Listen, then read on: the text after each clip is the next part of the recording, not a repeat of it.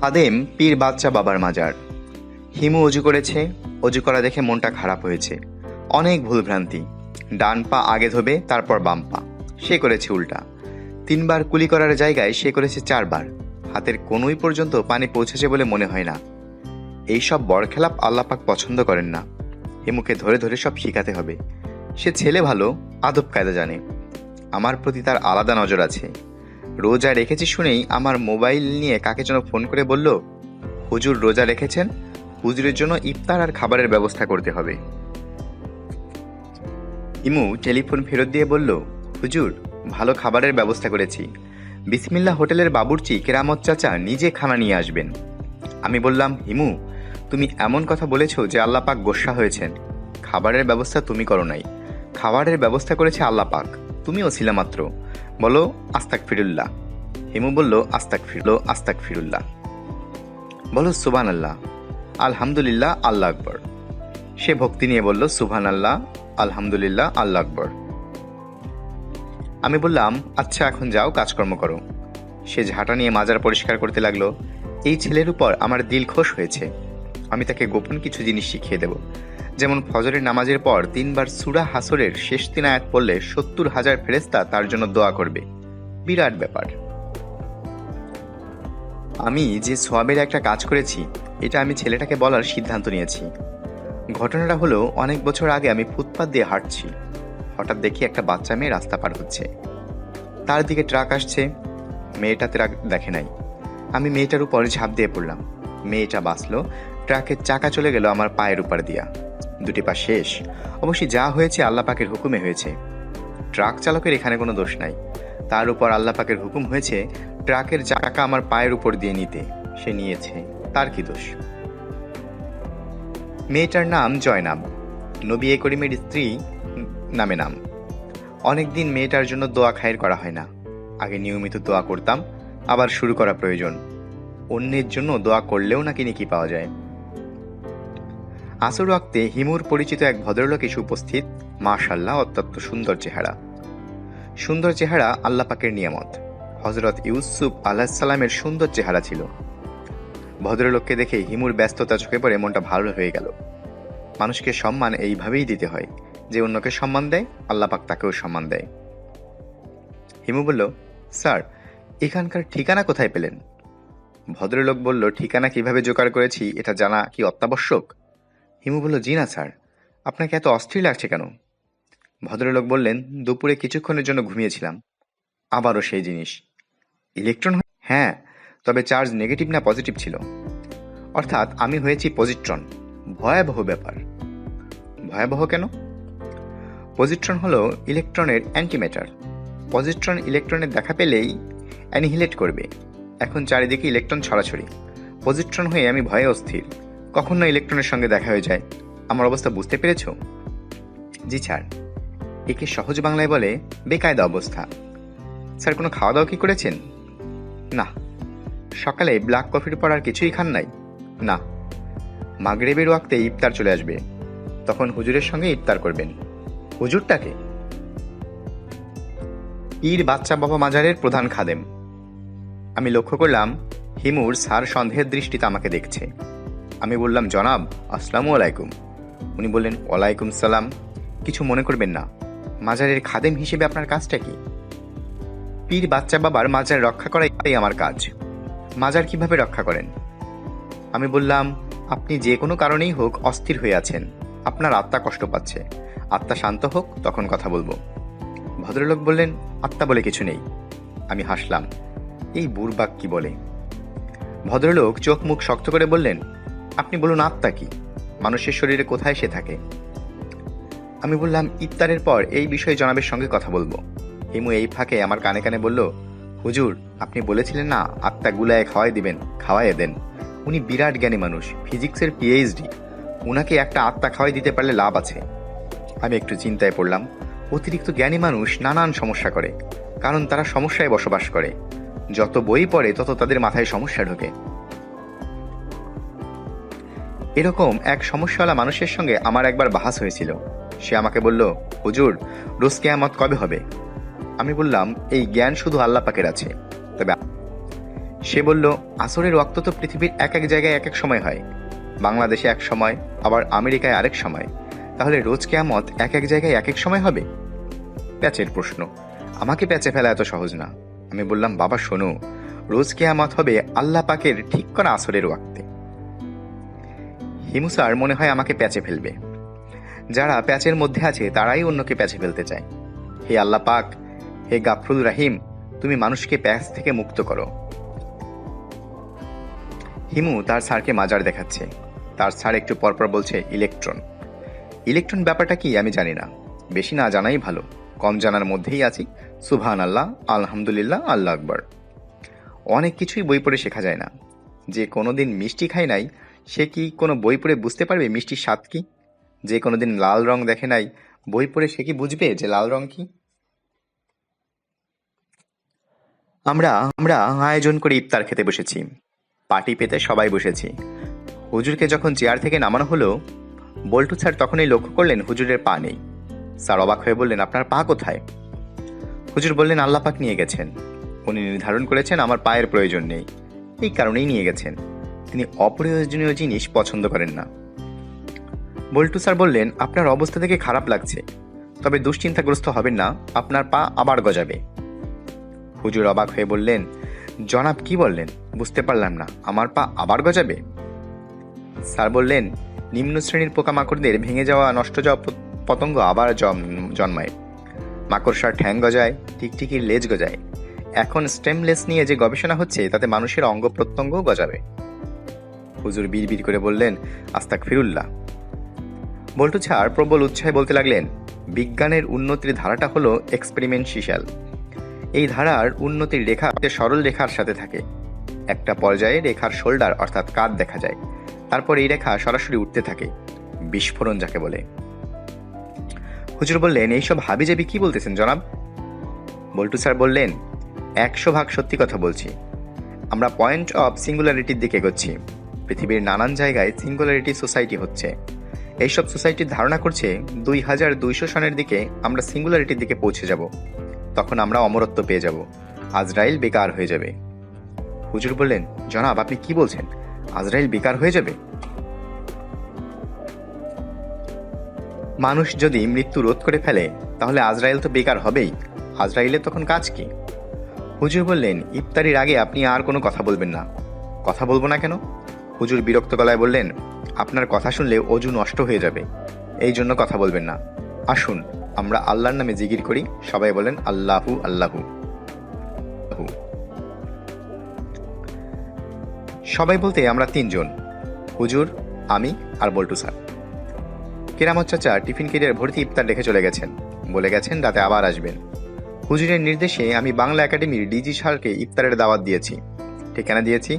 DG sir ইংরেজিতে বলেছেন, I don't understand what you are cooking. বাংলায় হয়, তুমি কি রাঁধছ বুঝতে পারছি না।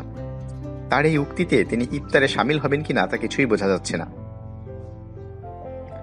ইফতারের আয়োজন চমৎকার। বিসমিল্লাহ হোটেলের বিখ্যাত মোরগ পোলাও, সঙ্গে খাসির বটি কাবাব। মামের 5 লিটার বোতলের 1 বোতল বোরহানি। মাগরিবের আজান হয়ে গেছে। হুজুর আজানের দোয়া পাঠ করছেন। আমরা ইফতার শুরু করেছি। হুজুর বললেন, যারা রোজা না তারাও যদি কোনো অতি তৃপ্তি সহকারে খায় তাহলে তারা রোজার সওয়াব পাবে। বল্টু স্যার বললেন, তাহলে রোজা রাখার প্রয়োজন কি? তৃপ্তি করে ভালো খাবার খেলেই তো হয়। হুজুর বললেন, যত ভালোই হোক, আল্লাহর হুকুম ছাড়া তৃপ্তি হবে না। একবার রসুন শুকনা মরিচে বাটা দিয়ে গরম ভাত খেয়েছিলাম, এত তৃপ্তি কোনোদিন পাইনি। আমার মনে হয় রোজা না রেখেও আজ সবাই রোজা তৃপ্তি পেয়েছে। বল্টু স্যার বলেন, অসাধারণ। তেহারির রেসিপি যা নিয়ে যাব। রেসিপিতে কাজ হবে না, রান্নার প্রসিডিউর ভিডিও করে নিয়ে যেতে হবে। যেমন স্পাইসি রান্নায় ব্যবহার করা হয় সেসব আমেরিকায় পাওয়া যায় কিনা কে জানে। পাওয়া না গেলে বস্তা ভর্তি করে নিয়ে যেতে হবে। শুধু একটা জিনিস মিস করছি, 1 বোতল রেড ওয়াইন। হুজুর আমাকে বললেন, তোমার স্যার কিসের কথা বলছে? আমি বললাম, রেড ওয়াইনের কথা বলছে। জিনিসটা কি? মদ। আস্তাগফিরুল্লাহ, ইফতারের সময় এসব কি শুনলাম? হে আল্লাহ পাক, তুমি এই বান্দার অপরাধ ক্ষমা করে দিও, আমিন। বল্টু স্যার খাওয়ার পর নিম গাছের নিচে পার্টিতে লম্বা হয়ে শুয়ে সঙ্গে ঘুমিয়ে পড়লেন। ঘুমের মধ্যে ইলেকট্রন বা প্রোটন হয়ে গেলেন কিনা তা বোঝা গেল না, তবে তার যে তৃপ্তির ঘুম হচ্ছে সেটা বোঝা যাচ্ছে। তো কাঁপে, তাহলে বুঝতে হবে ঘুম গাঢ় হচ্ছে। চোখের পাতার দ্রুত কম্পনকে বলে র্যাপিড আই মুভমেন্ট। স্যারের আরইএম হচ্ছে। হুজুর বললেন, হিমু, তোমার স্যারের পায়ের কাছে একটা মশার কয়েল জ্বালিয়ে দাও। ওনারে মশায় কাটতেছে। মানুষের সেবা করার মধ্যে নেকি আছে। ব্যাংক অ্যাকাউন্টে নেকি জমা করো। আমি বললাম, হুজুর, মশার কি আত্মা আছে? হুজুর বললেন, মন দিয়ে কোরআন পাঠ করো নাই, এই কারণে বেকার প্রশ্ন করলা। কোরআন মাজিদে আল্লাহ পাক বলেছেন, আত্মা হলো আমাদের হুকুম। তার হুকুম মানুষের উপর যেমন আছে, মশা মাছির উপর তেমন আছে। আমি বললাম, মশার কয়েল জ্বালানো তো তাহলে ঠিক হবে না, মশার আত্মাকে কষ্ট দেওয়া হবে। হুজুর বললেন, প্যাচের প্রশ্ন করবা না। আল্লাহ পাক প্যাচ পছন্দ করেন না। ওনার দুনিয়ায় কোনো প্যাচ নাই। প্যাচ যদি থাকতো, হঠাৎ দেখতা আম গাছে কাঁঠাল ফলে আছে। বর্ষাকালে বৃষ্টি নাই, শীতকালে ঝড় বৃষ্টি তুফান। নদীর মিঠা পানি হঠাৎ হয়ে যেত নোনা, আবার সাগরের পানি হয়ে যেত মিঠা। এরকম কি হয়? জি না। আমি বল্টু স্যারের পায়ের কাছে মশার কয়েল জ্বালালাম। তার মাথার নিচে বালিশ ছিল না, একটা বালিশ দিয়ে দিলাম। হুজুর বললেন, তোমার যদি বিড়ি সিগারেট খেতে ইচ্ছে হয়, আমার দিকে পিছন ফিরে খেয়ে ফেলবা। নেশা জাতীয় খাদ্য খাওয়া ঠিক না। খাওয়ার পর বলবা আস্তাক ফিরুল্লাহ, এতে দোষ কাটা যাবে। জি আচ্ছা হুজুর, শুক্রিয়া। আমার মোবাইলটা তোমারে দিয়ে দিলাম। তোমার বয়স অল্প, এইসব যন্ত্রপাতি তোমার প্রয়োজন, আমার না। আল্লাহ পাকের মোবাইল নাম্বার কি জানো? জি না হুজুর। ওনার মোবাইল নম্বর হলো 24434। বলেন কি? এই নম্বরে মোবাইল দিলেই ওনারে পাওয়া যাবে। 2 হলো ফজরের 2 রাকাত ফরজ নামাজ, 4 হলো জোহরের 4 রাকাত ফরজ নামাজ, আর আরেক 4 হলো আসরের 4 রাকাত, 3 হলো মাগরিবের 3 রাকাত, আর এশার 4 রাকাত 4। এখন পরিষ্কার হয়েছে? জি হুজুর। প্রতিদিন একবার ওনারে মোবাইল করবা, দেখবা সব ঠিক। হুজুরের কাছ থেকে উপহার হিসেবে মোবাইল হাতে নেওয়া মাত্র রিং হতে লাগলো। আমি হ্যালো বলতে এই উপাস থেকে তুতুরি বলল, হিমু। আমি বললাম, গলা চিনে ফেলেছ? তুতুরি বলল, চিনেছি। এই মুহূর্তে আপনি কি করছেন? তোমার সঙ্গে কথা বলছি। সেটা বুঝতে পারছি, কথা বলার আগে কি করছিলেন? স্যারের মাথার নিচে বালিশ দিলাম। বালিশ ছাড়া ঘুমাচ্ছিলেন তো? স্যার মানে পদার্থবিদ্যার হার্ভার্ড পিএইচডি? হ্যাঁ। উনি মাজারে ঘুমাচ্ছেন? হ্যাঁ। আপনাদের ব্যাপার আমি কিছুই বুঝতে পারছি না। উনি কি সত্যি মাজারে ঘুমাচ্ছেন? এসে দেখে যাও। রাতে আসবো না, সন্ধ্যার পর আমি ঘর থেকে বের হই না। ভোরবেলা আসবো। ততক্ষণ কি স্যার থাকবেন? থাকার কথা। আমি আপনাকে বিশেষ একটা কারণে টেলিফোন করেছি। আমার জন্য ছোট একটা কাজ করে দিতে পারবেন? পারবো। কি কাজ? আপনি তো অনুমান করে বলে দিতে পারেন। অনুমান করুন। আমি আপনার কাছে একটা জিনিস চাচ্ছি। জিনিসটার প্রথম অক্ষর বি। বিচালি চাচ্ছ? বিচালি দিয়ে কি করবে? বিচালি আবার কি? ধানের খড়, গরু যেটা খায়। আপনি ইচ্ছা করে আমার সাথে রসিকতা করছেন। আমি বিষ চাচ্ছি। বিষ বিচালি না, পয়জন। কি করবে, খাবে? না, জহির স্যারকে খাওয়াবো। পয়ের জোগাড় করে দিতে পারবেন? কোথায় পাওয়া যায়? কেমিস্ট্রি ল্যাবরেটরিতে পাবেন। বাজারে যেসব বিষ পাওয়া যায় তা দিয়ে হবে না। ইঁদুর মারার বিষ, ধানের পোকার বিষ না। এইসব বিষের স্বাদ ভয়ঙ্কর তিতা, মুখে দেয়া মাত্র ফেলে দেবে। সায়ানাইডের স্বাদ মিষ্টি, আমি বইয়ে পড়েছি। তার চেয়ে বড় কথা, সায়ানাইড খেলে মারা গেলে কারো ধরার সাধ্য নেই যে বিষ খেয়ে মারা গেছে। তোমার কতটুকু লাগবে? অল্প হলেই চলবে, মনে করুন 2 গ্রাম। 2 গ্লাসে শরবতের সঙ্গে মিশিয়ে দুজনকে দেব, জহির স্যার আর তার বন্ধু পরিমল। খাওয়াবে কোথায়? খাওয়ানোর পর তোমাকে তো দ্রুত পালিয়ে যেতে হবে। আপনাদের মাজারে কি খাওয়ানো যায়? কেন যাবে না? মাজারের তবারকের সঙ্গে মিশিয়ে দিলেই হবে, খেয়ে চিত হয়ে পড়ে থাকবে। তুতুরি বলল, আপনার কথা শুনে মনে হচ্ছে আপনি পুরো বিষয়টি ঠাট্টা হিসেবে নিয়েছেন। তুমি যদি সিরিয়াস হও তাহলে আমিও সিরিয়াস। তোমাকে মোটেই সিরিয়াস মনে হচ্ছে না। আমি যে সিরিয়াস তার প্রমাণ দেই। সায়ানাইড আমি জোগাড় করেছি। আপনাকে বাজিয়ে দেখার জন্য সায়ানাইড জোগাড় করতে বলেছি। কাজ তো তুমি অনেক দূর এগিয়ে রেখেছো। তুমি সায়ানাইড দিয়ে যাও আর 2 কালপ্রিটকে পাঠিয়ে দাও। আপনি এখনো ভাবছেন আমি ঠাট্টা করছি? সরি, আপনাকে বিরক্ত করলাম। তুতুরি লাইন কেটে দিল। তুতুরি, আমি সায়ানাইড কোথায় পাবো? মিথ্যা করে বলেছি সায়ানাইড আছে। হিমু যেমন মিথ্যা বলেছে, আমিও বলেছি। সে কথায় কথায় ফাজলামি করে। আমিও কি তাই করছি? হতে পারে। সৎসঙ্গে স্বর্গবাস, অসৎসঙ্গে সর্বনাশ। আমার সর্বনাশ হতে আর দেরি নেই। শুনেছি প্রেমিক প্রেমিকারা একে অন্যের স্বভাব নিজের মধ্যে ধারণ করতে চায়, যাতে তারা আরো কাছাকাছি আসতে পারে। হিমু আমার কোনো প্রেমিক না, তার স্বভাব কেন আমি নিজের মধ্যে নিয়ে নেব?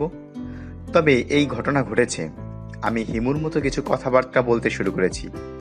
উদাহরণ দেই, আমি মাজেদা খালার বাড়িতে গিয়েছি, ইন্টেরিয়রের কাজ করব, এই নিয়ে কথা বলবো, এস্টিমেট করব। বাসায় ঢুকে দেখি কুরুক্ষেত্রের যুদ্ধ, স্বামী স্ত্রী পারলে একে অন্যের গলা কামড়ে ধরে। স্বামী এক পর্যায়ে চোখ লাল করে আঙুল উঁচিয়ে স্ত্রীকে বললেন, এই মুহূর্তে বাড়ি থেকে বের হয়ে যাও। স্ত্রীর গলা স্বামীর চেয়েও 3 গুণ চেঁচিয়ে বললেন, তুমি বের হয়ে যাও, এই অ্যাপার্টমেন্ট আমার। তোমার? অবশ্যই আমার।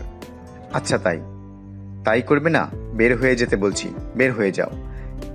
এটা তোমার শেষ কথা? হ্যাঁ, শেষ কথা।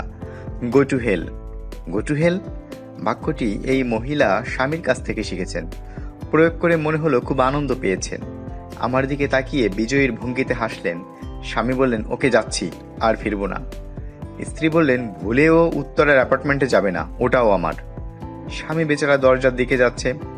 তখন আমি বললাম, স্যার দয়া করে খালি পায়ে যাবেন না, স্যান্ডেল বা জুতো পরে যান। উনি থমকে দাঁড়িয়ে আমার দিকে কঠিন চোখে তাকালেন। আমি তখন অবিকল হিমু যেভাবে বলতো সেইভাবেই বললাম, খালি পায়ে বের হলে আপনার পায়ে হাগু লেগে যেতে পারে। তিনি উল্কার বেগে খালি পায়ে বের হয়ে গেলেন। মাঝে দেখেন, তুতুরি কাগজ কলম নিয়ে বসো, আমাকে বোঝাও তুমি কি কি কাজ করবে। তার ভাবভঙ্গি যেন কিছুই হয়নি, সব স্বাভাবিক। তিনি আনন্দিত গলায় বললেন, হিমুর জন্য একটা ঘর রাখবে, ও যখন ইচ্ছে তখন থাকবে। হিমুর ঘরের রং হবে হলুদ। খালু সাহেবের পছন্দের রং কি? মাজেদা খালা চোখ মুখ শক্ত করে বললেন, তার ঘর এমন করে বানাবে যেন আলো হওয়ার বংশ না ঢোকে। চিপা বাথরুম বানাবে। বাথরুম এমনভাবে বানাবে যেন বাথরুমে সামান্য পানি জমলেই সেই পানি চুইয়ে লোকটার ঘরে ঢুকে যায়। পারবে না? অবশ্যই পারবো। আপনি চাইলে রান্নাঘর এমন ডিজাইন করব যেন রান্নাঘরের ধোঁয়াও ওনার ঘরে ঢোকে, কাশতে কাশতে জীবন যাবে। ভালো তো, খুব ভালো। চা খাবে? আসো চা খাই।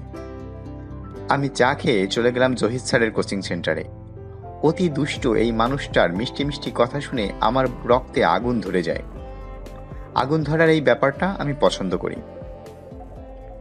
জহির স্যারের কাছে আমি আজ বিশেষ পরিকল্পনা নিয়ে যাচ্ছি। তার সঙ্গে হিমুর মতো কিছুক্ষণ কথা বলে তাকে বিভ্রান্ত করব। জহির স্যারকে কি বলবো তাও আমি গুছিয়ে রেখেছি। তবে গুছিয়ে রাখা কথা সব সময় বলা যায় না, এক কথা থেকে অন্য কথায়। জহির স্যার আমাকে দেখে খুশি খুশি গলায় বললেন, তোমার জন্য অসম্ভব ভালো খবর আছে। আমি বললাম, কি খবর স্যার? গ্রামের পুকুরের মানুষের মুখের মতো দেখতে মাছটা সবাই ভেবেছে মারা গেছে। অনেক দিন দেখা যেত না, গতকাল দেখা গেছে। বলেন কি? এই উইকেন্ডে যাবে? এরপর আমি খুবই ব্যস্ত হয়ে পড়ব। কোচিং সেন্টার, টেস্ট, পরীক্ষা শুরু হয়ে যাবে। ঠিক আছে? অবশ্যই ঠিক আছে। আপনার বন্ধু যাবেন না পরিমল সাহেব? জহির স্যার হাই তুলতে তুলতে বললেন, বলে দেখব, যেতেও পারে। বৃহস্পতিবার সকাল 10টায় রওনা হব। তোমাকে কোত্থেকে তুলব? পীর বাচ্চা বাবার মাজার থেকে তুলে নেবেন, আমি ওইখানে রেডি হয়ে থাকব। পীর বাচ্চা বাবার মাজার মানে? আমার পরিচিত একজন ওই মাজারের অ্যাসিস্ট্যান্ট খাদেম, তার নাম হিমু। ঢাকা শহরের সবচেয়ে গরম মাজার। মাজার আবার ঠান্ডা গরম হয়? ঠান্ডা গরম আছে স্যার। হার্ভার্ডের ফিজিক্সের একজন পিএইচডি সোনারগাঁ হোটেলের 407 নম্বর রুমে উঠেছিলেন। কি মনে করে একদিন মাজার দেখতে গিয়েছিলেন, তারপর আটকা পড়লেন। আটকা পড়লেন মানে কি? এখন তিনি মাজারে থাকেন, মাজারেই ঘুমান। এশার নামাজের পর হুজুরের সঙ্গে জিকির করেন। অ্যাবসার্ড কথাবার্তা বলছো। অনেক বড় বড় লোকজন সেখানে যায়। মন্ত্রী মিনিস্টারেরা গোপনে যান, গোপনে চলে আসেন। বৃহস্পতিবারে আপনি তো আমাকে তুলতে যাচ্ছেন, নিজেই দেখবেন। তুমি কি নিয়মিত মাজারে যাও? জি না স্যার, আমার মাজার ভক্তি নাই। এই মাজারের ডিজাইন করার দায়িত্ব আমার উপর পড়েছে। অল্প জায়গা তো, ডিজাইন করতে গিয়ে ঝামেলায় পড়েছি। আমি ঠিক করেছি উপরের দিকে উঠে যাব, স্পাইরাল ডিজাইন হবে। ফিবোনাক্কি রাশিমালা ব্যবহার করব। কয়েক কোটি টাকার প্রজেক্ট। কোটি টাকা কে দিচ্ছে? ওনার নাম গোপন, কাউকে জানাতে চাচ্ছে না। জহির স্যারকে খানিকটা হকচকিয়ে বের হয়ে এলাম। এখন কি করব বুঝতে পারছি না। হিমুর মতো হাঁটবো? আমার সমস্যা কি হয়েছে নিজেই বুঝতে পারছি না। মাজারের একটা ডিজাইন সত্যি সত্যি আমার মাথায় এসেছে। ফিবোনাকি সিরিজের চিন্তাও আছে। 1, 1, 2, 3, 5, 8। প্রতিটি সংখ্যার আগে দুটি সংখ্যার যোগফল।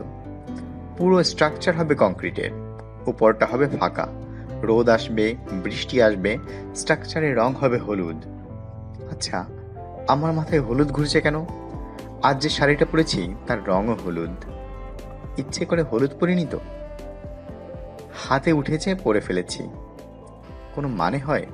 Something is wrong, something is very wrong. আমি জহির। তুতুরি মেয়েটা বড়শির টোপ গিলেছে। আমি বুঝতে পারি না মেয়েগুলি টোপ গেলার জন্য এত ব্যস্ত থাকে কেন।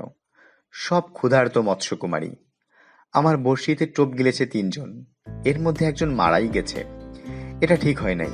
পরিমল ভিডিও ইন্টারনেটে ছেড়ে দেওয়ায় ঝামেলাটা হয়েছে। তাকে এই কাজ আর করতে দেওয়া যাবে না।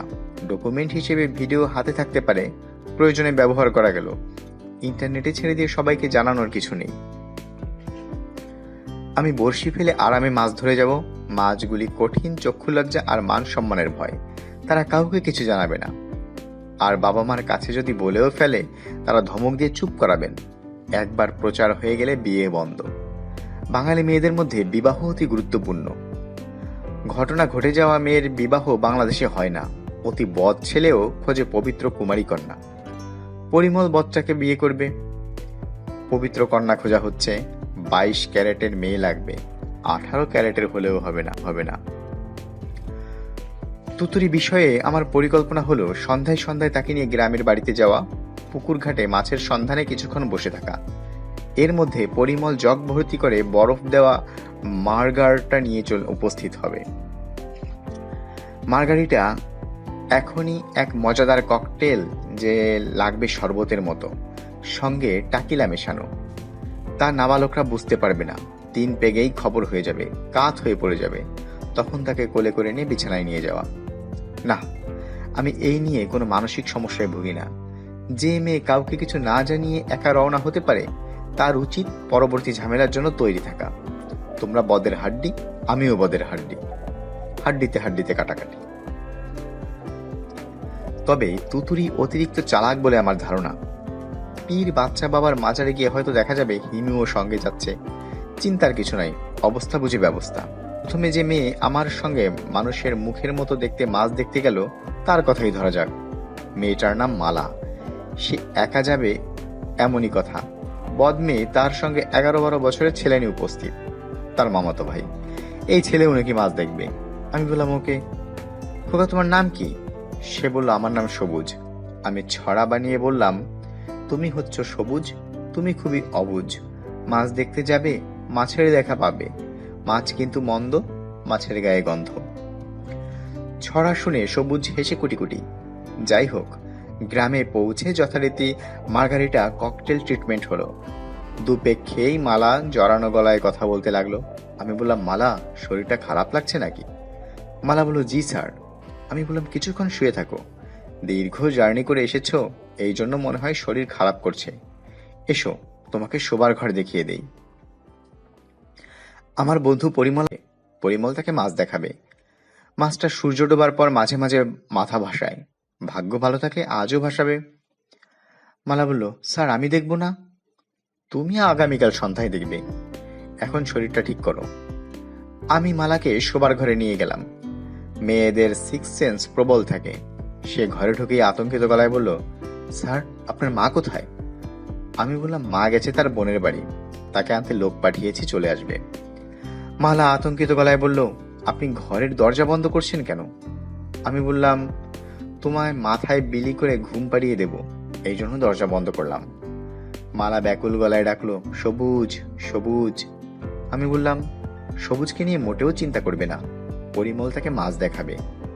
পরিমল তাকে এমন মাছ দেখিয়েছে যে তার জীবন থেকে পুরোপুরি মুছে গেছে বলে আমার ধারণা। আমার সঙ্গে ফাজলামি, একা যাবে ঠিক করে মামাতো ভাইকে নিয়ে একা যাবে ঠিক করে মামাতো ভাইকে নিয়ে উপস্থিত, যেমন কর্ম তেমন পদ। বোন গেছে যেই পথে, মামাতো ভাইও গেছে সেই পথে। বল্টু স্যার পীর বাচ্চা বাবার মাজারে পড়ে আছেন। ঝামেলা মুক্ত মানুষকে যেমন দেখায় সেরকমই দেখাচ্ছে।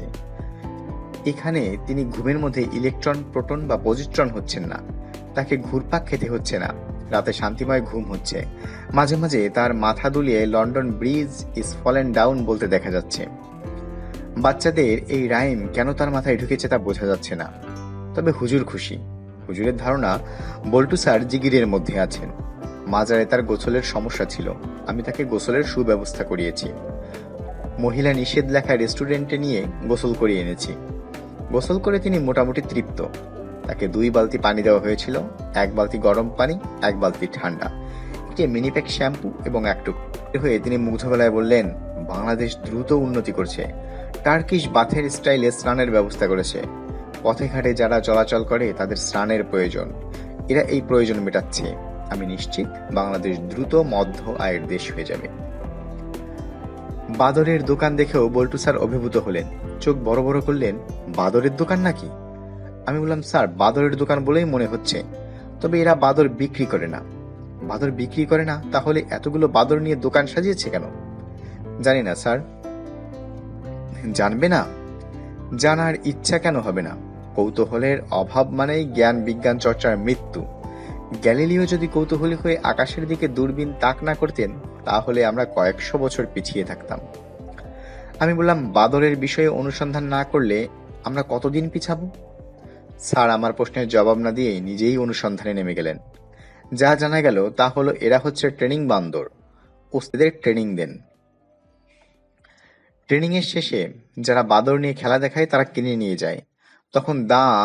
তখন দাম জোড়া 10,000 টাকা। সিঙ্গেল বিক্রি হয় না, ট্রেনিং এর খরচ আলাদা। বল্টু স্যার আমার দিকে তাকিয়ে বললেন, 10,000 টাকায় 2টা ট্রেইনড মাংকি পাওয়া যাচ্ছে। প্রাইস আমার কাছে রিজনেবল মনে হচ্ছে। পার পিস $50 সামান্য বেশি পড়েছে। আমি বললাম, কিনবেন নাকি স্যার? এখনো বুঝতে পারছি না, তবে কেনা যেতে পারে। 2টো বাদর পাশে থাকলে জীবনে যথেষ্ট ইন্টারেস্টিং হবে বলে আমার ধারণা। ট্রেনিং এর পর এরা কি খেলা দেখাবে? আমি বললাম, জানি না, চলুন ভালো মতো খোঁজ খবর করি। দোকানের মালিক তক্ষক চোখা বলল, 3 আইটেমের খেলা পাবেন। স্বামী স্ত্রী শ্বশুরবাড়ি যাচ্ছে, স্বামী স্ত্রীর ঝগড়া, স্বামী স্ত্রীর মিল মহব্বত, 3টাই হিট আইটেম। স্যার চকচকে চোখে বললেন, ইন্টারেস্টিং। আমেরিকায় ট্রেন্ড পশু পাখির অসম্ভব কদর। হলিউডে ট্রেন্ড পশু পাখির একটা শো দেখে মুগ্ধ হয়েছিলাম। আমরাও যে পিছিয়ে নেই এটা জেনে আনন্দ পাচ্ছি। দোকানে বলল, স্যার নিয়ে যান, খেলা দেখায় দৈনিক 300-400 টাকা আয় করতে পারবেন।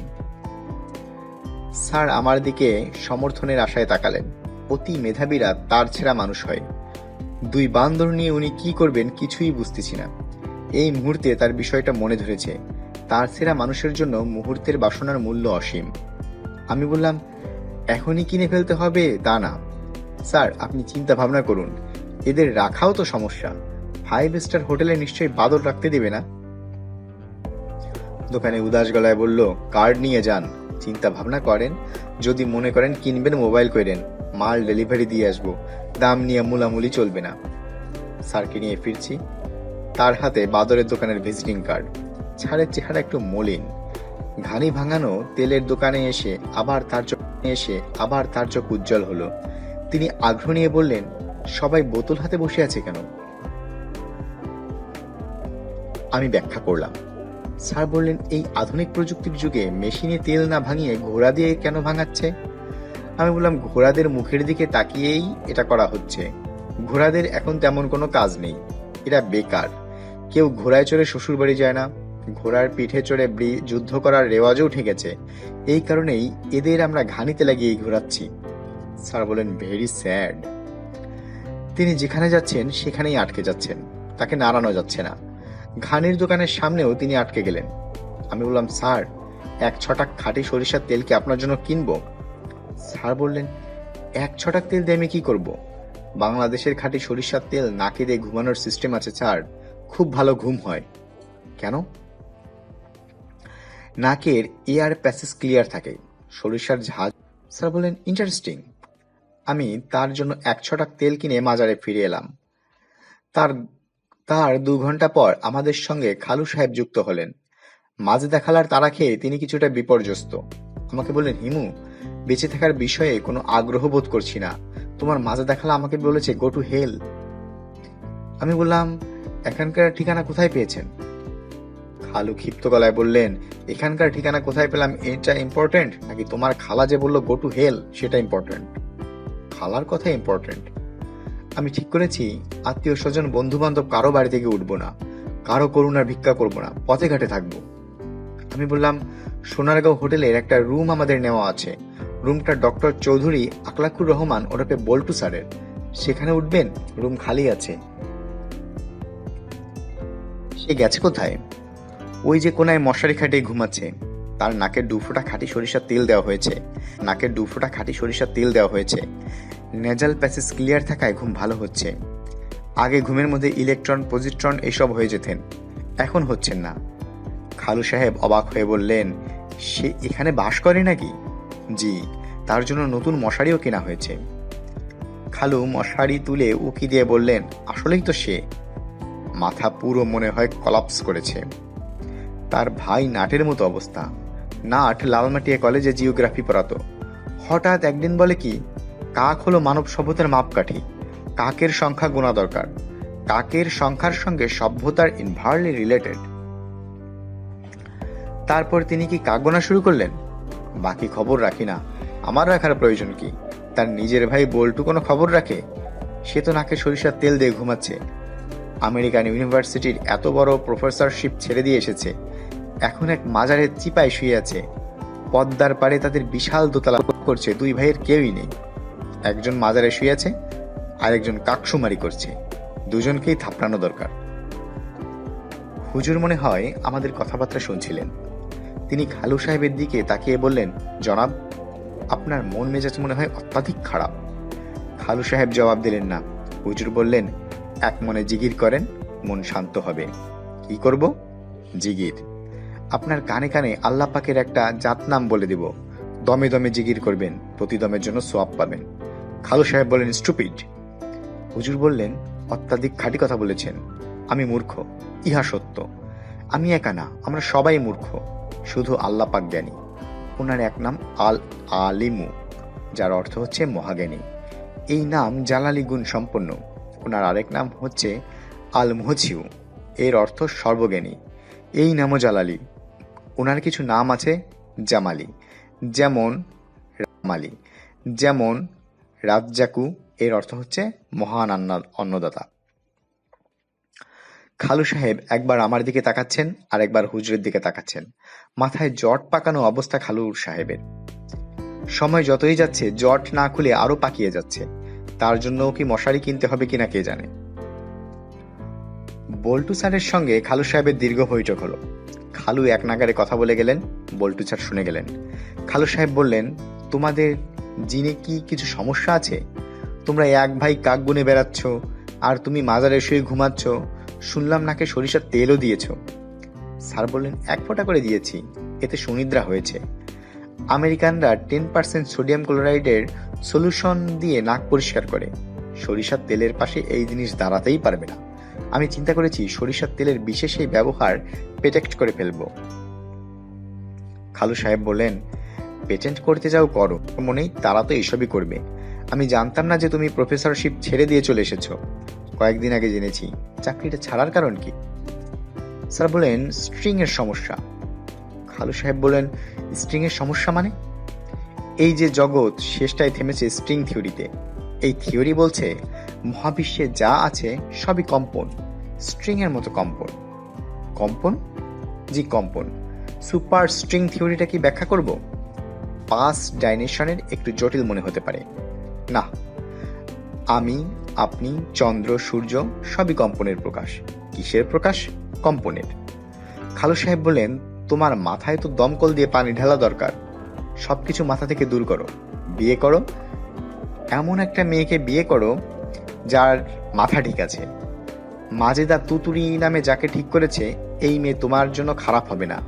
সেই স্ক্রু ড্রাইভার টাইপের মেয়ে, তোমাকে টাইট দিতে পারবে। বুঝেছো? তাকে নিয়ে তোমার গ্রামের বাড়িতে সংসার পাতো। জি আচ্ছা, নাটকে খুঁজে বের করো, নাট বল্টু একসঙ্গে থাকো।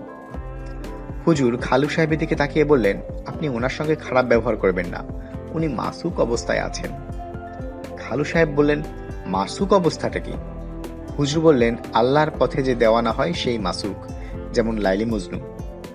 খালু সাহেব কঠিন গলায় বললেন, আমি তো যতদূর জানি লাইলি মজনুর প্রেমে দেওয়ানা হয়েছিল। হুজুর বললেন, মূলে আল্লাহ পাকের প্রেমে মাসুক। মাজারে কিছুদিন থাকেন, জিগির করেন বা না করেন, আপনার মধ্যেও মাসুক ভাব হবে। খালু সাহেব গোল গোল চোখ করে তাকিয়ে রইলেন। তাকে খানিকটা উদ্ভ্রান্ত দেখাচ্ছে। তার স্ট্রিং এর কম্পন বেশি হচ্ছে, সেই তুলনায় বল্টু স্যার শান্ত। খালু সাহেবকে গোসল করিয়ে আনবো কিনা বুঝতে পারছি না। রেস্টুরেন্ট থেকে সিঙ্গেল শ্যাম্পু নিয়ে গোসল করে আনানোর ফল শুভ হতে পারে। ফেরার পথে বাদরের খেলা দেখিয়ে আনা যেতে পারে। বাদর দেখা মানসিক স্বাস্থ্যের জন্য ভালো। ফেরার পথে বাদরের খেলা দেখিয়ে আনা যেতে পারে। বাদর দেখা মানসিক স্বাস্থ্যের জন্য ভালো। খালু সাহেব বল্টু স্যারের দিকে তাকিয়ে বললেন, মাথা থেকে ফিজিক্স দূর করে দাও, অন্য কিছু নিয়ে ভাবো, ডিরেকশন চেঞ্জ করো। ফিজিক্স যদি হয় উত্তর, তাহলে তুমি যাও দক্ষিণে। পদার্থবিদ্যার অপোজিট কি হবে? বল্টু স্যার বললেন, ভূত পেত হতে পারে। খালু সাহেব বললেন, ভূত পেত খারাপ কি, ওই নিয়েই চিন্তা করো, প্রয়োজনে বই লেখো।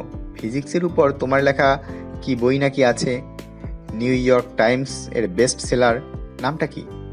ফিজিক্সের বই না, mathematics, the book of infinity. আমি বললাম, বাংলার ভূত এই নামে স্যারের একটা বই লেখার পরিকল্পনা আছে, গবেষণাধর্মী বই। ভূতদের পরিচিতি থাকবে, তাদের কর্মকাণ্ড থাকবে। খালু সাহেব অবাক হয়ে বললেন, সত্যি কি এমন কিছু লিখছো নাকি? বল্টু স্যার বললেন, ট্রাক বদলের জন্য লেখা যেতে পারে। হুজুর তখন বললেন, সব সমস্যার সমাধান হচ্ছে জিগির, দমে দমে সোয়াব। খালু সাহেব বললেন, আমি বল্টুর সঙ্গে জটিল কিছু নিয়ে কথা বলছি, আপনি এর মধ্যে জিগির জিগির করবেন না। হুজুর বললেন, জটিল কথার মধ্যেও জিগির করা যায়। আপনি মুখে কথা বলতে থাকবেন, আপনার কলব জিগির করতে থাকবে। খালু সাহেব ক্ষিপ্ত গলায় বললেন, চুপ।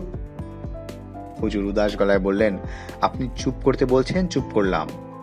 আমার কলব কিন্তু চুপ করে নাই, সে জিগির করেই যাচ্ছে। আল্লাহ পাকের কি অপূর্ব লীলা, একই সঙ্গে কথা, সেই একই সঙ্গে না কথা। সুবহানাল্লাহ। আজ বৃহস্পতিবার, আবহাওয়া ব্যাঙদের জন্য উত্তম। সকাল থেকে বৃষ্টি হচ্ছে। বল্টু স্যারকে A4 সাইজের কাগজ কিনে দিয়েছি। তিনি বাংলার ভূত গ্রন্থ লেখা শুরু করেছেন। ইংরেজিতে লেখা হচ্ছে, অনুবাদ করে বাংলা একাডেমিতে জমা দেওয়া হবে। বই লেখা শুরু হয়েছে। এই সুসংবাদটা বাংলা একাডেমির ডিজি সাহেবকে দেওয়ার জন্য টেলিফোন করেছিলাম। তিনি মনে হয় খুবই বিরক্ত হয়েছেন। কর্কশ গলায় বললেন, আপনি হিমু? সেই হিমু যে অসময়ে টেলিফোন করে আমাকে বিরক্ত করেন? জি স্যার, একটা সুসংবাদ দেওয়ার জন্য টেলিফোন করেছি। বই লেখা শুরু হয়ে গেছে স্যার। কি বই লেখা শুরু হয়েছে? বাংলার ভূত নামের বইটা। ইংরেজিতে লেখা হচ্ছে, আপনাদের কষ্ট করে বাংলায় অনুবাদ করে নিতে হবে। ডিজি সাহেব দীর্ঘ নিঃশ্বাস ফেললেন। আমি বললাম, ইংরেজি ভার্সনটা আমরা পেঙ্গুইন থেকে বের করতে চাচ্ছি। স্যার, ওদের কোনো নম্বর কি আপনার কাছে আছে? না। বইটার ইংরেজি ভার্সন যদি পড়তে চান চলে আসবেন। আমার ঠিকানা কি দেব? ডিজি সাহেব কঠিন গলায় বললেন, হ্যাঁ ঠিকানা লাগবে, আমি আসব, আমি অবশ্যই আসব, তোমার সঙ্গে আমার বোঝাপড়া আছে। আর একটা ছোট কথা ছাড়, একটা বাংলা শব্দের মানে জানা অতীব প্রয়োজন। বল্টু স্যার চাচ্ছেন।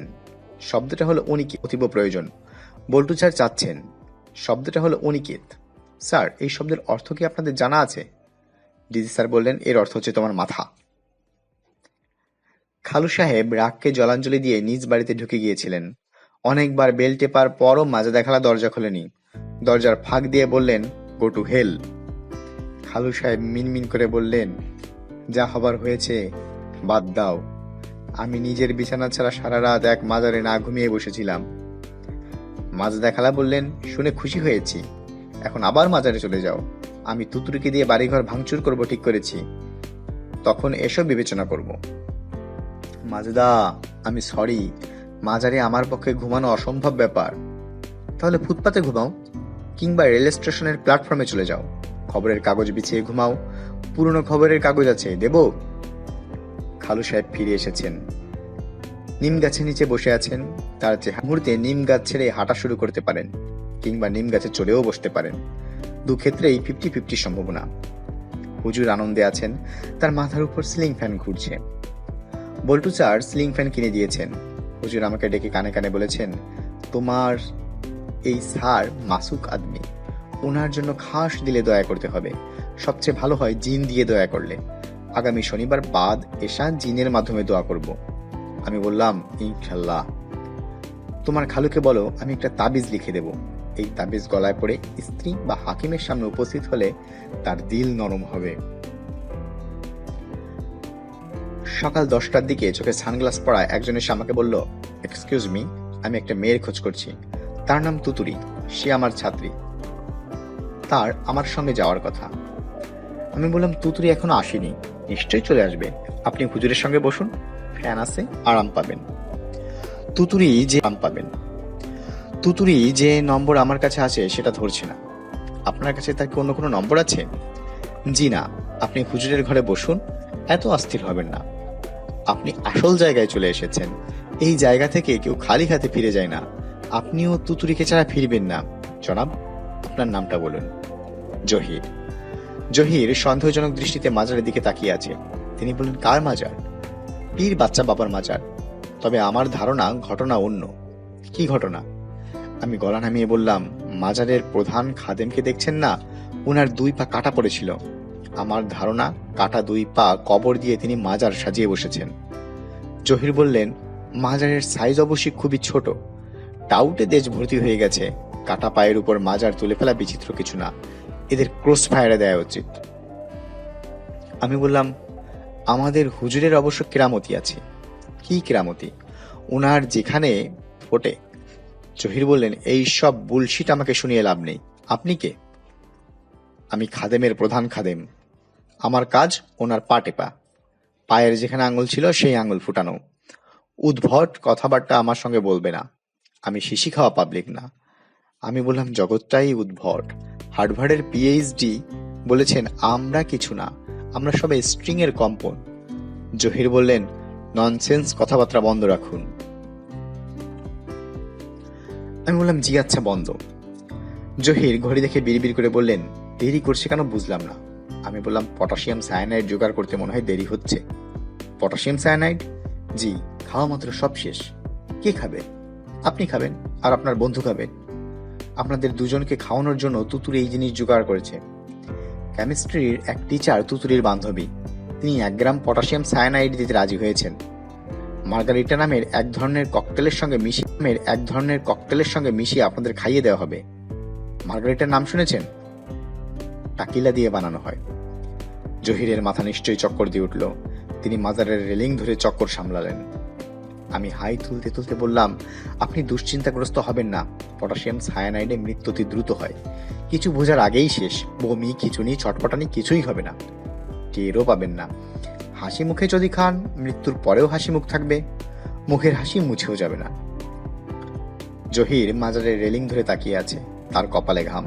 দেখেই বোঝা যাচ্ছে পটাশিয়াম সায়ানাইড ঘটিত প্রবল ধাক্কায় তার স্বাভাবিক মানসিক প্রতিরোধ ভেঙে পড়েছে। এই অবস্থায় সাজেশন খুব কার্যকরী হয়। আমি যদি বলি, জহির সাহেব, আপনি দুষ্ট প্রকৃতির লোক, অতি দুষ্টরা এই মাজার ধরলে সমস্যা আছে, তারা আটকা পড়ে যাবে, তারা হাত ছুটিয়ে নিতে পারবে না। এই সাজেশন জহিরের মস্তিষ্ক গ্রহণ করবে। মস্তিষ্ক থেকে কোনো এক সিগন্যাল অতি দ্রুত হাত এবং পা মাসল শুরু হয়ে যাবে। বিশেষ এই সাজেশন দেওয়ার আগে আরো হকচকিয়ে দেওয়া দরকার। আমি সহজ গলায় বললাম, আপনি নিশ্চয়ই মাইক্রোবাস নিয়ে এসেছেন। আপনার বন্ধু কোথায়? মাইক্রোবাসে? সে এলে ভালো হতো, দুজনে হুজুরের কাছে তওবা করে নিতে পারতেন। মৃত্যুর আগে তওবা জরুরি। আপনার বন্ধু হিন্দু, এটা একটা সমস্যা, তবে সব সমস্যারই সমাধান আছে। উনি ইসলাম ধর্ম গ্রহণ করবেন, তারপর তওবা, তারপর মৃত্যু, তারপর বেহেস্তের হুরদের সঙ্গে লতকালতকি। জহির চাপা আওয়াজ করলেন। আমি বললাম, জহির ভাই, বিরাট সমস্যা হয়ে গেল। অতি দুষ্টকেও মাজালের রেলিং ধরলে আটকা পড়ে যায়। অতীতে কয়েকবার এরকম ঘটেছে। আমার কেন জানি মনে হচ্ছে আপনি আটকে গেছেন। 1000 চেষ্টা করেও হাত ছুটাতে পারবেন না। যত চেষ্টা করেন হাত তত আটকাবে। আমার অনুরোধ, অস্থির হবেন না। অটো সাজেশন কাজ করছে। জহিরের পকেটে মোবাইল ফোন কাজ করছে। জহিরের পকেটে মোবাইল ফোন বাজছে, তিনি টেলিফোন ধরছেন না। মাজারের রেলিং থেকে হাত উঠাচ্ছেন না। তার মুখের মাসল শক্ত হয়ে উঠেছে। অনেকক্ষণ আপনি আপনি করে জহির প্রসঙ্গ বলা হলো। এখন তুমি করে বলা যাক। সবচেয়ে ভালো হতো জাপানিদের মতো সর্বনিম্ন তুই করে বললে। দুঃখের বিষয়, বাংলা ভাষায় তুই এর নিচে কিছু নেই। বাংলা একাডেমির ডিজি সাহেবের সঙ্গে বিষয়টা নিয়ে আলাপ করতে হবে। আপাতত জহিরকে তুমি সম্বোধন করেই চালাই। জহির খুব খুব করে কাশছে, নাক টানছে, শব্দ করে নিঃশ্বাস ফেলছে। তার চাপা এবং কাতর গলা শোনা গেল। ভাই, একটু সাহায্য করেন। আমি বললাম, অবশ্যই করব। ভূপেন হাজারিকা বলে গেছে, মানুষ মানুষের জন্য। কি সাহায্য চান? পানি খাবো।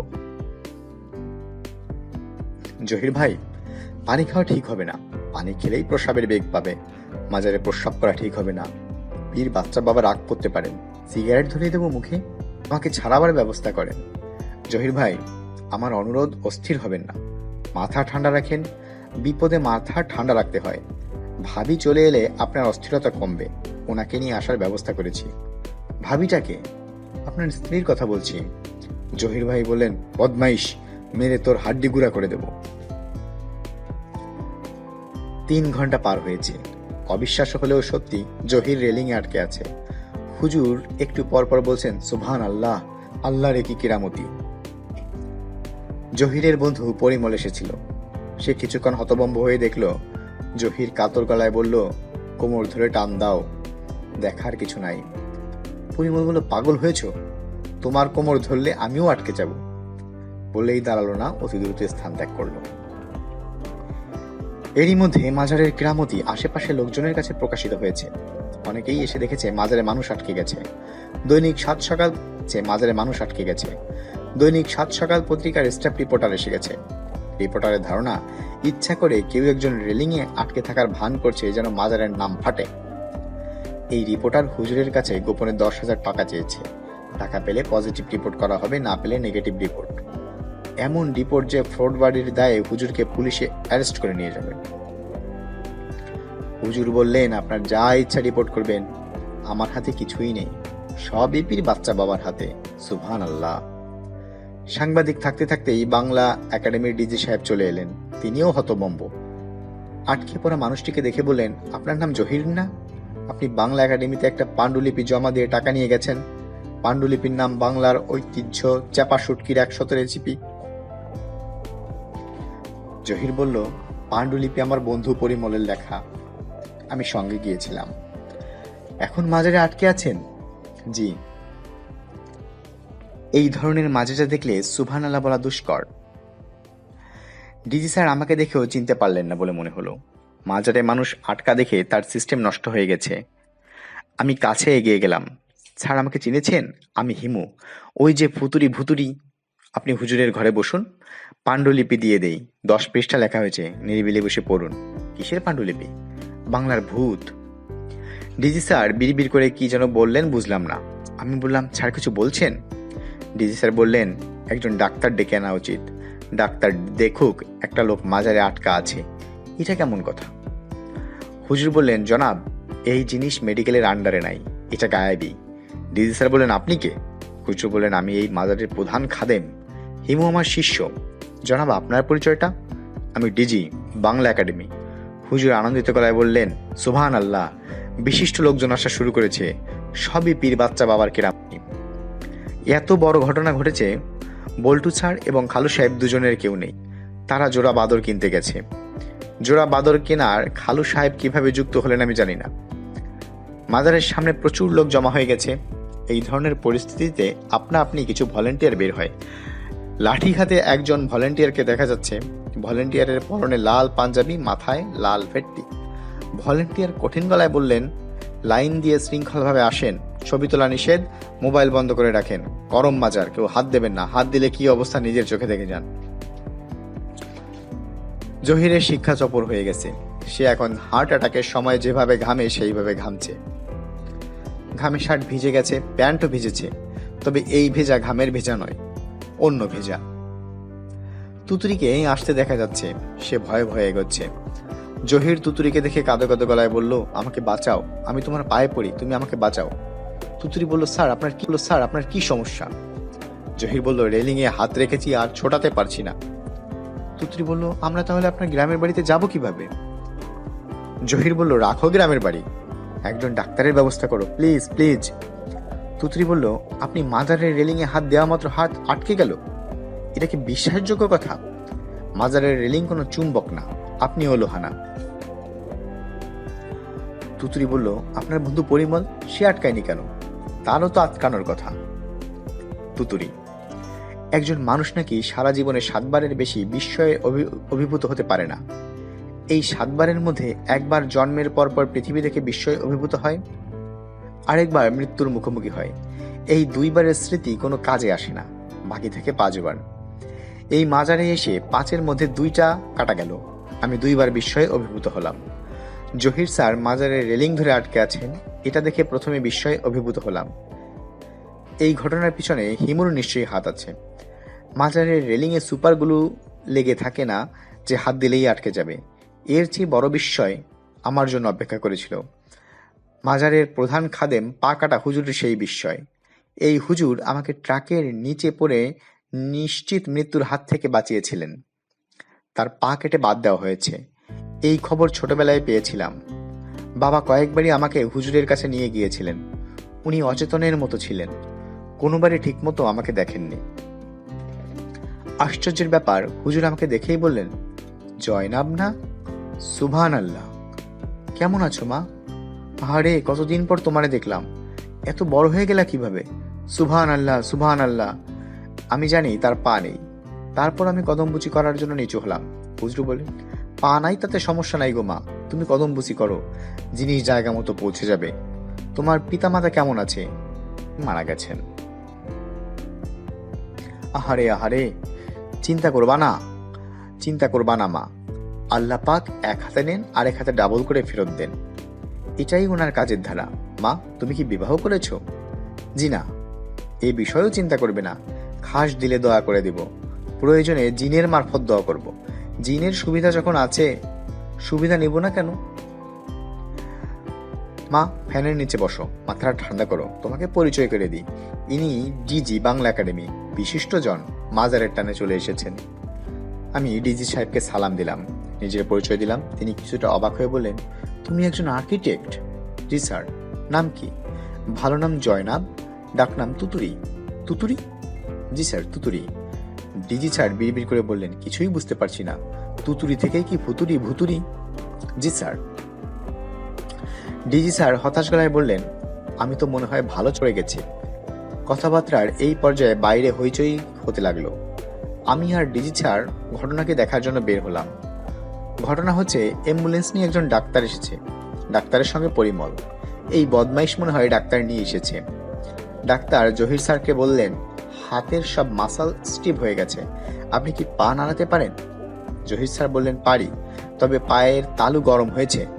কাউকে বললেন জুতা মোজা খুলে দিতে। হিমু আগ্রহী হয়ে জুতা মোজা খুলল। জহির স্যার কয়েকবার পা ওঠানামা করলেন। তখন হিমু বলল, জুতা মোজা খোলা মনে হয় ঠিক হয়নি, এখন মেঝের সঙ্গে পা আটকে যেতে পারে। বিস্ময়কর ব্যাপার হলো, হিমুর কথা শেষ হওয়ার সঙ্গে সঙ্গে জহির স্যার কাঁদো কাঁদো কণ্ঠে বললেন, পা আটকে গেছে। ডাক্তার সাহেব ঘটনা দেখে ঘাবড়ে গেলেন। মাসল রিল্যাক্সের ইনজেকশন দিলে লাভ হবে না, প্রবলেমটা নিউরো মেডিসিনের কাউকে আনতে হবে।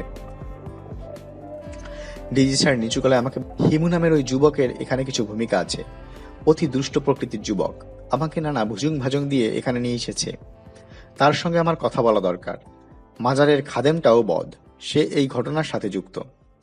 আমি বললাম, স্যার, হিমু বদ না, ভালো, এই বিষয়ে আমি কিছু বলতে পারছি না, তবে যিনি খাদেম তিনি চলন্ত ট্রাকের নিচে পড়া থেকে আমাকে বাঁচিয়েছিলেন। ট্রাকের চাকা তার পায়ের উপর দিয়ে চলে গেছে, তার পা কেটে বাদ দিতে হয়েছে। ডিজি স্যার বললেন, কি বলো তুমি? উনি তো তাহলে সুফি পর্যায়ের মানুষ, ওনার সম্পর্কে অতি বাজে ধারণা ছিল। ছি ছি। আমি এবং ডিজি স্যার হুজুরের সামনে বসে আছি। হিমু আমাদের জন্য চা নিয়ে এসেছে, আমরা চা খাচ্ছি। হিমু নিজে জহির স্যারকে চা খাওয়াচ্ছেন, চায়ের কাপ স্যারের মুখে ধরছেন, স্যার চুপচুপ করছেন। হুজুর চোখ বন্ধ করে জিগিরে বসেছেন। ডিজি স্যারের হাতে কিছু কাগজ। কাগজগুলো হিমু তাকে ধরিয়ে দিয়েছে।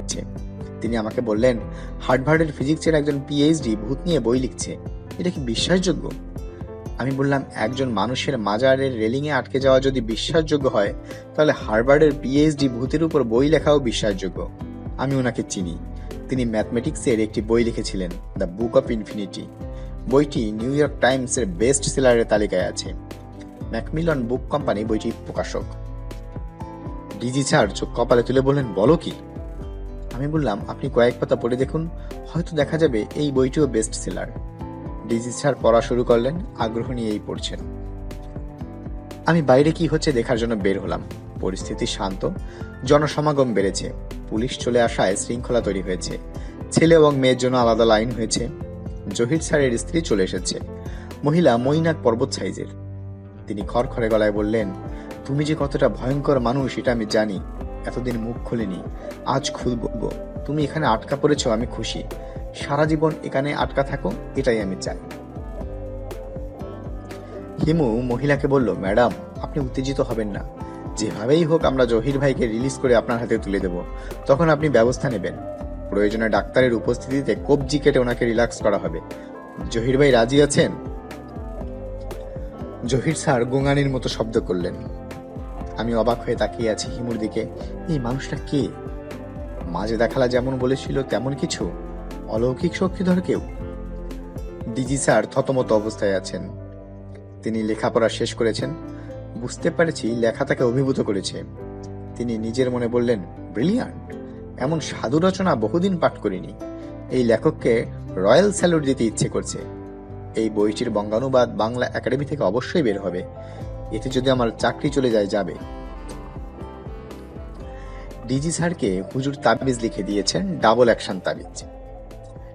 এই তাবিজ ডান হাতে মুঠো করে নিলে স্ত্রী এবং হাকিম এই দুই শ্রেণীর দিলই নরম হবে। ডিজি স্যার আগ্রহ নিয়ে তাবিজ নিয়েছেন। বাইরে তুমুল উত্তেজনা, কি হয়েছে দেখার জন্য বের হলাম। পরিমলকে ধরে আনা হয়েছে। কোমরে দড়ি বেঁধে তাকে নিম গাছের সঙ্গে বেঁধে রাখা হয়েছে। তার নাক দিয়ে রক্ত পড়ছে। একটি চোখ কালশিটা পড়েছে, ঠিক মতো হাঁটতে পারছে না। পা টেনে টেনে হাঁটছে, মনে হয় মেরে পা ভেঙে ফেলেছে। পরিমল নামের মানুষটা মনে ভয়াবহ আতঙ্ক।